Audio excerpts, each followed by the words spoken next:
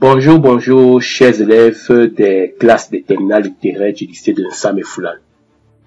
Bien, en prélude de nos activités en salle de classe, je vais vous présenter dans cette capsule une cellule animale et une cellule végétale, lesquelles sont observées sous un microscope optique. Bien, alors la cellule, c'est l'unité fonctionnelle et anatomique des êtres vivants. Donc, nous avons des êtres qui sont qualifiés d'unicellulaires. Ça veut dire quoi? Que l'organisme est réduit à une seule cellule. Et on a d'autres êtres vivants qui sont constitués de plusieurs cellules. Et on va les qualifier de pluricellulaires. Alors, très schématiquement, une cellule animale observée au microscope optique a une forme qui varie selon les espèces. Donc, sous un microscope optique, on va observer la membrane cytoplasmique que je représente là.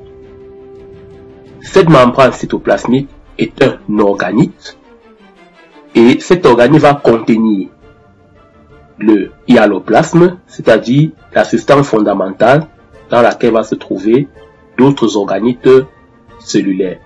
Mais au microscope optique, ces organites ne se voient pas facilement, mais il est possible de distinguer le noyau.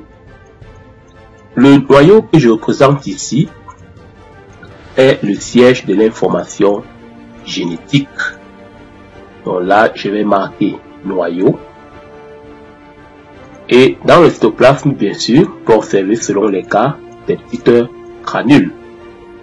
Là, nous avons la membrane cytoplasmique. Et là, nous avons grossièrement le cytoplasme.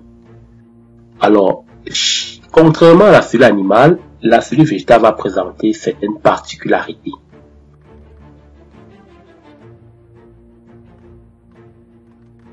Bien, voyons maintenant ce qu'il en est de la cellule végétale. Sous un microscope optique, une cellule végétale, par exemple, pour une plante chlorophyllienne ou photosynthétique, on va observer des structures aux formes régulières imposées par une sorte d'enveloppe protectrice qu'on va appeler paroi pectocellulosique.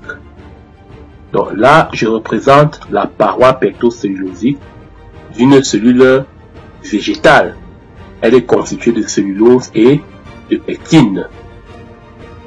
Donc là, je marque paroi pectocellulosique. C'est une paroi rigide qui est presque en contact avec la membrane cytoplasmique que je représente. Voilà. Quelque chose comme ceci. Là. Si la préparation a été colorée au rouge neutre, contrairement à la cellule animale, on va distinguer une grosse vacuole. C'est un organite qui constitue principalement la réserve d'eau de la cellule. Cette grosse vacuole va donc imposer au noyau sa position excentrée. Donc voilà le noyau de la cellule végétale. Je rappelle que nous sommes au microscope optique, donc nous ne pouvons pas voir certains détails. Mais comme j'ai dit, en utilisant des colorants spécifiques, il est possible d'observer certains organites, mais pas dans les détails, parce qu'en réalité, ils sont mieux visibles sous microscope électronique. Mais en utilisant certaines colorations spécifiques, on peut distinguer les chloroplastes que je représente là, qui sont le siège de la photosynthèse. Voilà, je peux représenter tel que chloroplaste. Donc là, je marque chloroplaste. Là, la membrane cytoplasmique, le noyau et notre grande vacuole. Voilà, nous avons très schématiquement une cellule végétale.